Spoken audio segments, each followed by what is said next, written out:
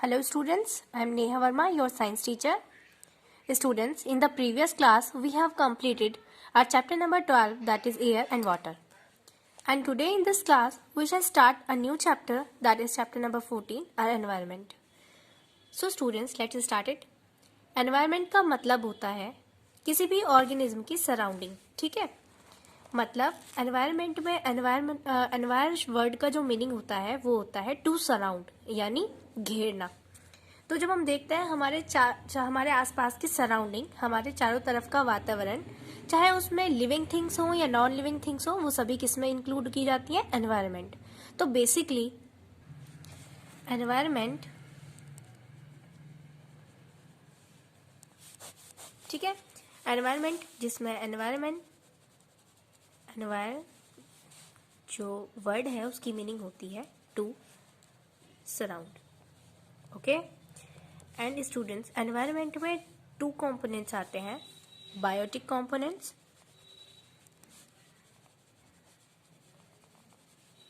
And abiotic components.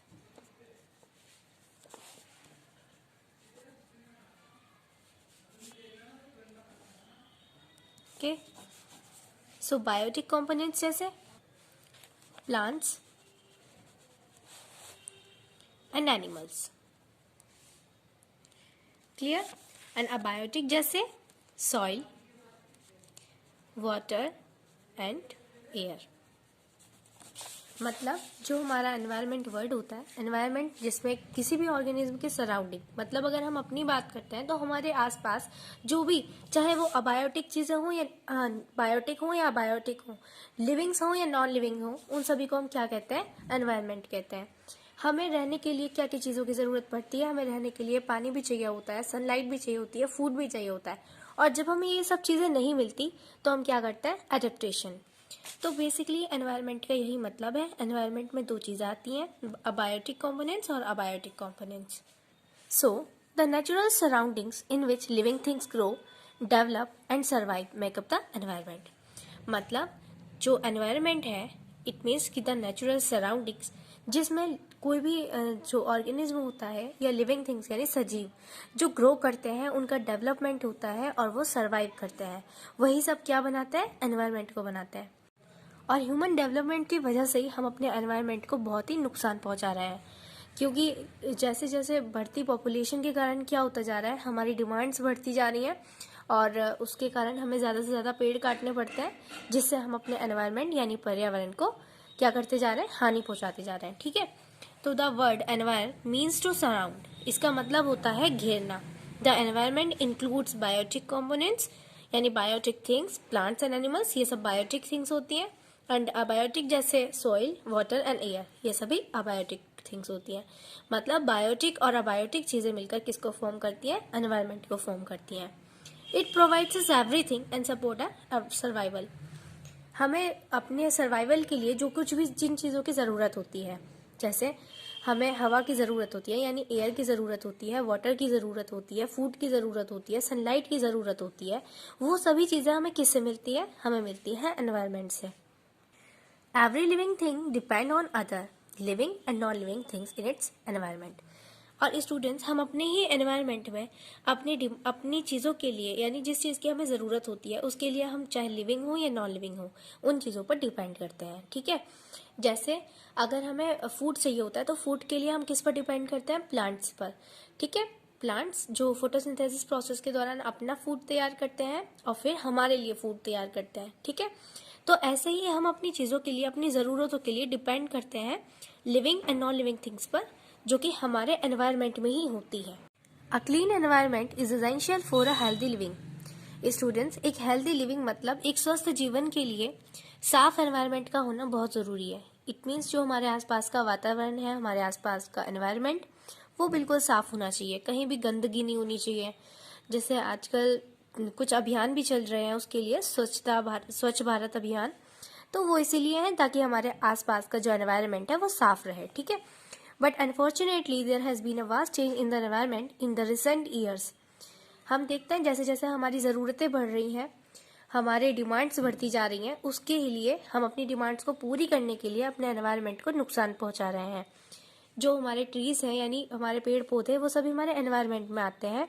उनको हम काटते हैं अपनी ज़रूरतों को पूरा करने के लिए, जिससे हम किसको नुकसान पहुंचाते हैं? एनवायरनमेंट को। सो extensive construction and expansion of towns and cities, building roads and many other factors have added their part to the destruction of an environment. मतलब शहर, मकान या फिर सड़कें बनाने के लिए हमें ज़्यादा से ज़्यादा जगह की ज़रूरत होती है, और वो सारी जगहों के लिए हम किसका नुकसान करते हैं? हम एनवायरनमेंट का नुकसान करते हैं, वहाँ से पेड़ पौधों को काटते हैं। Thousands of trees have been cut down to accommodate urban demands. Many of our activities are adversely affecting the environment by adding waste. Basically हमारी जो एक्टिविटीज़ हैं वो भी लगातार एनवायरनमेंट को अफेक्ट करती हैं। मतलब जैसे जो कारखाने होते हैं, फैक्ट्रीज होती हैं, उनसे निकलने वाला जो भी वेस्ट मटेरियल है उसको हम नदियों में बहा देते हैं। और सपोज कीजिए कि जैसे हम रोड पर जा रहे हैं, या फिर जो भी हम कुछ लेते हैं और उसका जो रैपर होता है वो भी हम सड़क के किनारे पर फेंक देते हैं, या फिर उसको नाली में डाल देते हैं।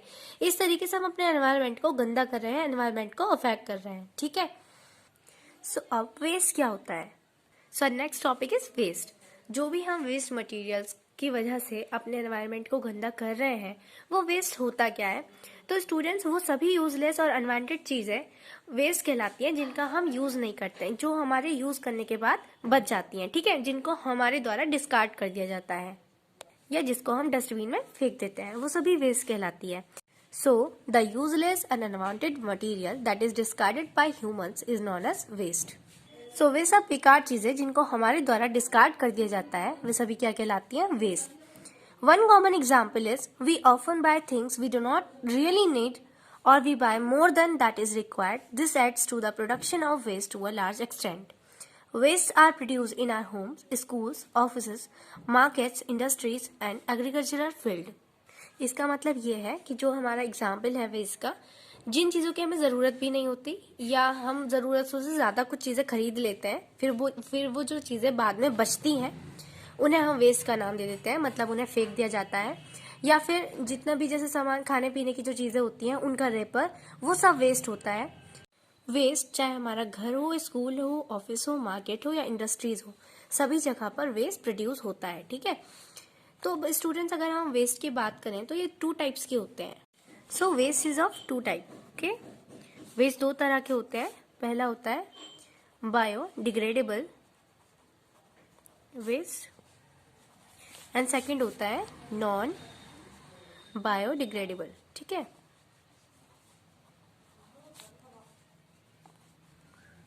सो स्टूडेंट्स, बायोडिग्रेडेबल वेस्ट ऐसे वेस्ट होते हैं जो इजीली सड़ जाते हैं, इजीली गल जाते हैं, वो सभी बायोडिग्रेडेबल वेस्ट कहलाते हैं।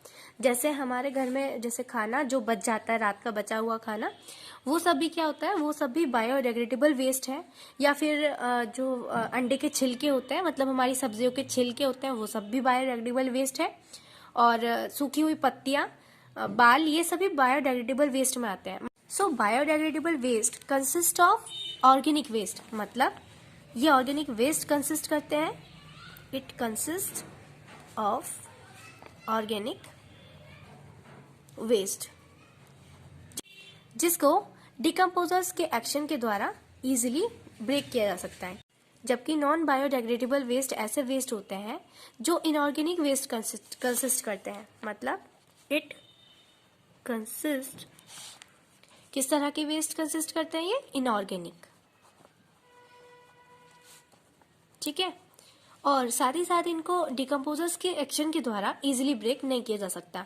इसमें जो नॉन बायोडिग्रेडेबल वेस्ट होते हैं, इनमें आते हैं एग्जाम्पल प्लास्टिक। पहली बात कि ये ऐसे वेस्ट होते हैं जो इजीली नहीं सड़ सकते हैं, ना ही गल सकते हैं, तो प्लास्टिक इनका एग्जाम्पल है। या फिर ग्लास बॉटल्स,